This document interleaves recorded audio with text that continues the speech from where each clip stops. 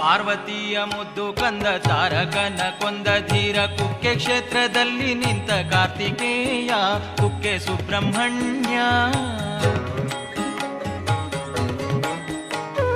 ಪಾರ್ವತಿಯ ಮುದ್ದು ಕಂದ ತಾರಕನ ಕೊಂದ ಧೀರ ಕುಕ್ಕೆ ಕ್ಷೇತ್ರದಲ್ಲಿ ನಿಂತ ಕಾರ್ತಿಕೇಯ ಕುಕ್ಕೆ ಸುಬ್ರಹ್ಮಣ್ಯ.